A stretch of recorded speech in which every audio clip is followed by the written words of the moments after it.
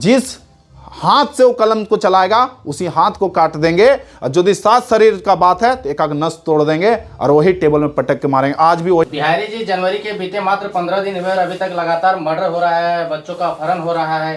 5-6 murder तो ऐसे हो रहा है कि घर में घुस करके गोली चला दे रहा है, मर्डर हो जा रहा है। तो राज्य के कानून प्रशासन को आप कैसे देखते हैं? डर है 2000, 4000, 5000 में आदमी को मारने का काम करते हैं। इसके पीछे जो षड्यंत्र है और जो इसके पीछे षड्यंत्र रच रहा था, सबसे बड़ा चीज है उसको पकड़े पुलिस।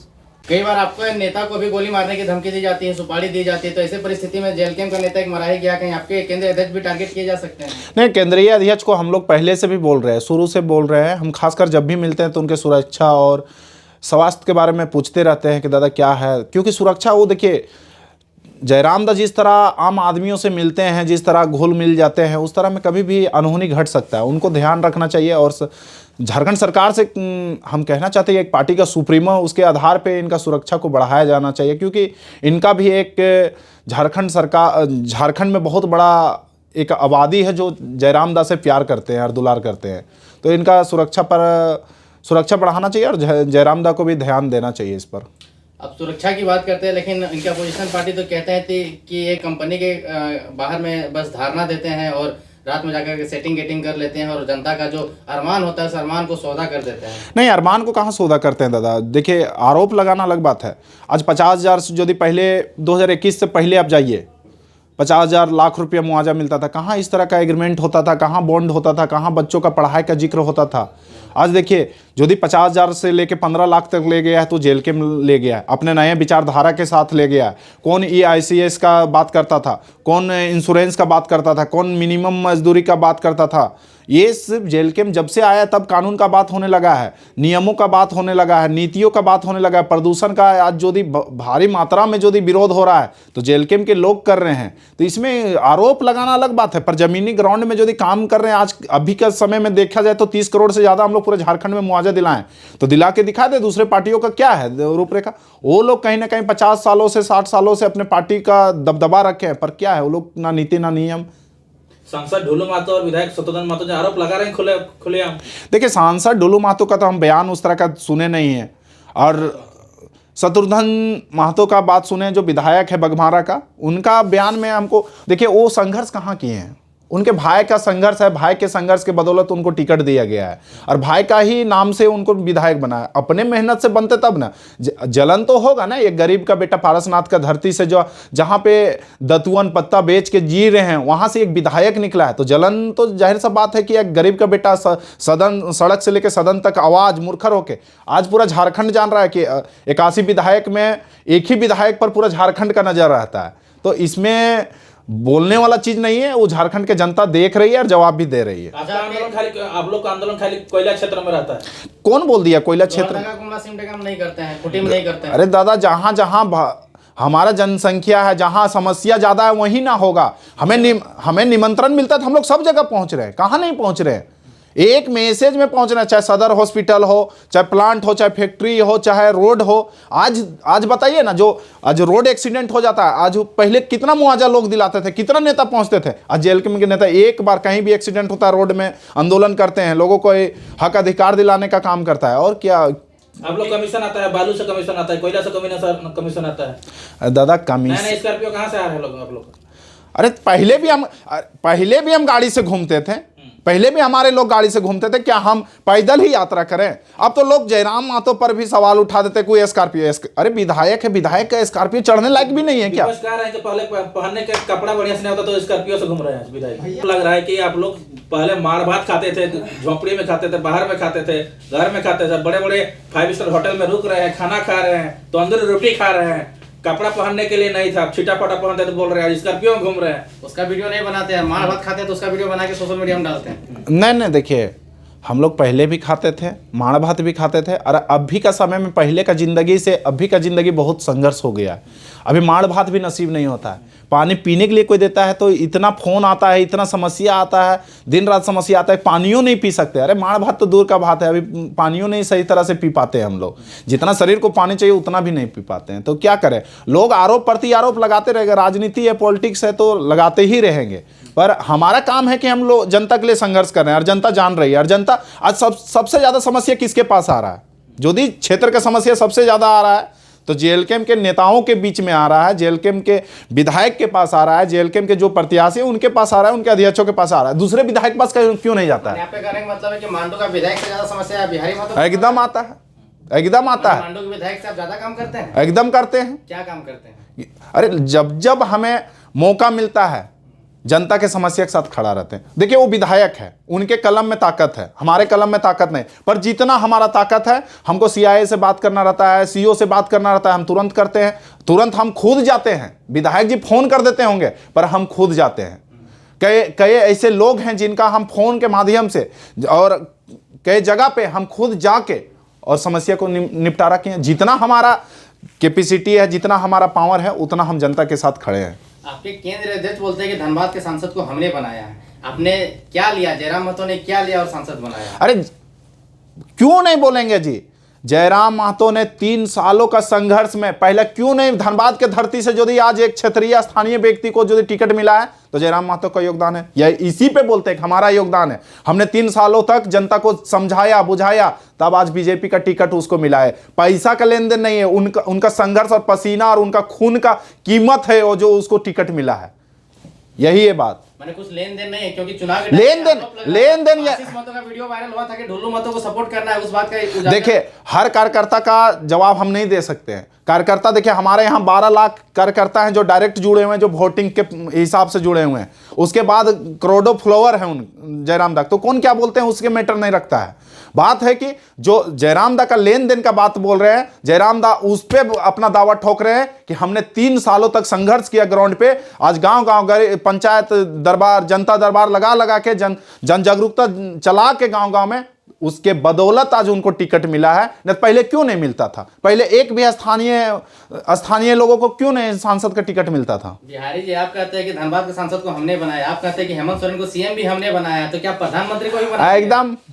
एकदम आप देख सकते हैं। अरे आप यदि समीकरण को देखते हैं तो देख सकते हैं आप, जेएमएम सरकार आज हमारे बदौलत खड़ा है। जेएमएम को जिताने का काम आप लोग किए हैं। अरे जिताने का काम नहीं किए। अपोजिशन ठीक बोलता है कि आप जेएमएम का बी पार्टी है? नहीं, बी पार्टी हम किसी के नहीं। वो लोग तय करें पहले कि बी पार्टी किसका है। बीजेपी कहता है उसका और जेएमएम कहता है उसका। हम लोग किसी का नहीं। हम लोग अपना एक नए मुद्दे को लेकर आए हैं जनता के बीच में, और जनता प्यार की, उसके वजह से बीजेपी रुकी है। नहीं तो आज आपको बता देते हैं, जो जिन वोटरों का संख्या हमारे पास ज्यादा है, उन वोटरों का जनसंख्या कहीं ना कहीं बीजेपी को वोट देने का काम करता है। कैंडिडेट घोषणा अभी तक क्यों नहीं किए? अभी हम लोग का चल रहा है। कैंडिडेट नहीं मिल रहा है। कैंडिडेट कैसे नहीं? कैंडिडेट है। मार्केट में अफवाह है कि ये लोग एसटी में नेता नहीं बनाए, खाली कुर्मी करता है, इसलिए एसटी का कैंडिडेट नहीं मिल रहा है महिला का। अच्छा कितना, आप पीछे विधानसभा चुनाव हुआ, कितना कुर्मी नेता को जयराम दा ने टिकट दिया ये बताइए? हर समाज हर समुदाय को मिला के जयराम दा ने टिकट दिया। कुर्मियों को कितना? यदि वो 71 सीट 74 सीट बांटे थे तो उसमें तो कम से कम 50 सीट कुर्मियों को होना चाहिए था। समीकरण को देखते हुए अब बोल दीजिए मांडू में अदर को आप दे दीजिएगा, कभी नहीं जीतेगा। समीकरण को देख के टिकट को बांटा गया था, इसमें कोई ये नहीं है। और बता दीजिए 71 कैंडिडेट हमारा चुनाव लड़े, उसमें कितना कैंडिडेट कुर्मी है बता दीजिए। अच्छा, नगर निगम के लिए क्या क्राइटेरिया होना चाहिए? कौन आदमी विधायक के लिए, नगर परिषद के लिए या नगर जेल के? हम दूसरे पार्टियों को नहीं जानते हैं, हम अपने पार्टी को बता सकते हैं कि जिन्होंने संघर्ष किया है पार्टी के लिए उनको टिकट मिलना चाहिए। जीत या हार अलग बात है, पर जिन्होंने पसीना बहाया इस पार्टी के लिए, इस पार्टी को आज जो जमीन से लेकर आसमान में पहुंचाया, उस व्यक्ति को टिकट मिलना चाहिए। जेएलकेएम के लिए कि जेबीकेएस से जो किए संघर्ष किया है? नहीं, जेएलकेएम जेबीकेएस दोनों। जेबी केसेस का भी कोई पार्टी का सदस्यता लेगा और संघर्ष करेगा तो उसका मायने नहीं होगा। अरे भैया आज ज्वाइन किया, कल संघर्ष कीजिएगा तो आपको तुरंत टिकट चाहिए। और जो 3 सालों से कर रहा है उसको, मतलब जो भाषा आंदोलन से जुड़े हुए हैं तो उसको एकदम, जो शुरू से आंदोलन से जुड़े हुए हैं, जो पार्टी को जेबी केसेस जेएलकेएम से जो भी जुड़े हुए हैं उनको टिकट मिलना चाहिए। लेकिन कई लोग तो कहते हैं कि पैसा लेने, जो पैसा वाला उसको टिकट मिलेगा। बिहारी महतो पैसा वाला नहीं था, तो बिहारी महतो क्यों टिकट मिला? उदय मेहता पैसा वाला नहीं था, उसको टिकट क्यों मिला?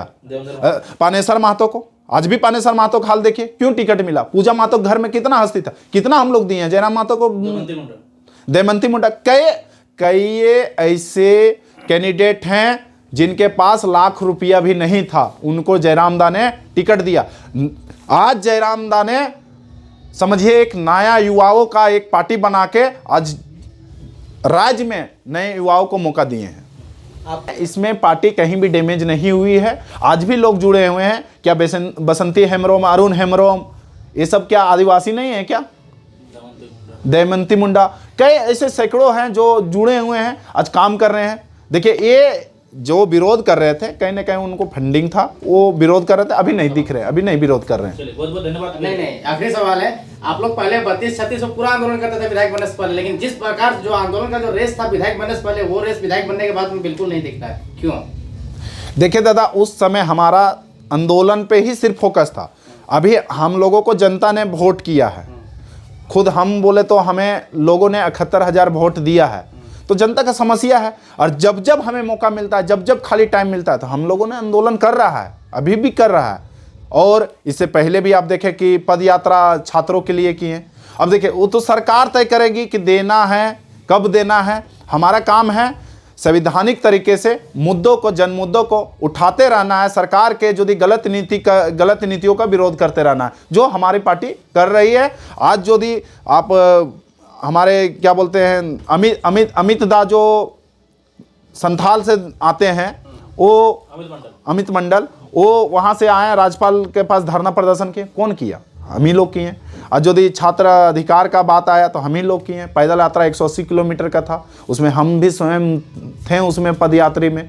तो ऐसा नहीं है, हम लोगों ने मुद्दों को और सरकार के नीतियों को विरोध करते आए हैं। और दूसरा बात ये कह देना चाहते हैं कि यदि जेएलकेएम के जो भी यदि झारखंड वासियों को हम यही कहना चाहते हैं कि यदि अब आपको सुरक्षित महसूस नहीं हो रहा है, तो कल के डेट में अपने सुरक्षा के लिए आपको हथियार भी उठाना होगा, अपने अधिकार के लिए हथियार उठाना होगा, अपने अधिकार के लिए आपको लड़ना होगा। हर दिन आपके घर में नेता नहीं जाके बैठे रहेंगे। इसलिए दादा, कहीं ना कहीं आपको अपने सुरक्षा के लिए कहीं ना कहीं लड़ना होगा, लड़ाई खुद लड़ना पड़ेगा, लड़ना होगा। पहले जिस तरह से जयराम महतो मारने काटने छेड़ने कूटने की बात करते थे, वो बात आजकल जयराम महतो कम कर दिए, बिहारी महतो आजकल ज्यादा काटने पीटने का बात कर रहे हैं। नहीं, काटने पीटने का कहाँ बात कर रहे हैं? एकदम जीएम का ऑफिस में अरे क्यों नहीं दादा? हम पहला बात देखिए, लोग इसमें बहुत लोग पूछे भी कि आप इतना अग्रेसिव भाषण क्यों देते हैं, इतना अग्रेसिव क्यों है? दादा, संविधान मेरे लिए भी है, संविधान उन अफसरों के लिए भी है, सबके लिए संविधान है कि नहीं? भारत के एक एक नागरिक के लिए संविधान बना हुआ है। वो गैर संवैधानिक तरीके से हमारे जमीन को लूटेंगे, हमारे जमीन को कटौती करेंगे, उनको कौन अधिकार दिया हुआ है? वो कहीं ना कहीं संविधान को छोड़ के अपना मनमानी ढंग से यदि काट रहे हैं, तो उनका हाथ, उनका जो जिस हाथ से वो कलम को चलाएगा, उसी हाथ को काट देंगे। और यदि सात शरीर का बात है तो एक नस तोड़ देंगे और वही टेबल में पटक के मारेंगे। आज भी वही बोली रहेगा। यदि आपको, हम देश का आर्थिक व्यवस्था को नहीं बिगड़ना देना चाहते हैं, खनिज सरकार का है, अब खनिज को निकालिए, हमें कोई दिक्कत नहीं है, पर उसके बदले जिन क्राइटेरिया को आपको पूरा करना है उसको फुलफिल करके आइए।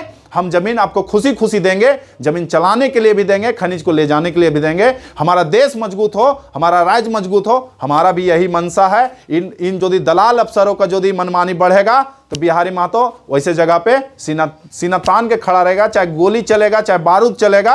और यदि वो जरूरत पड़ेगा तो अग्रेसिव होगा, और जरूरत पड़ेगा 3 अफसरों का एक नस तोड़ने का भी काम करेगा। ऐसे भाषणों से लोग बहुत ज्यादा उत्सुक हो जाते हैं और आपको पसंद करने लगते हैं, इसलिए ऐसा बात बोलते हैं। पसंद नहीं, हम देखे हैं, लोग हजारों लोग देखते हैं कि बिहारी महतो भिड़ता है अफसरों से।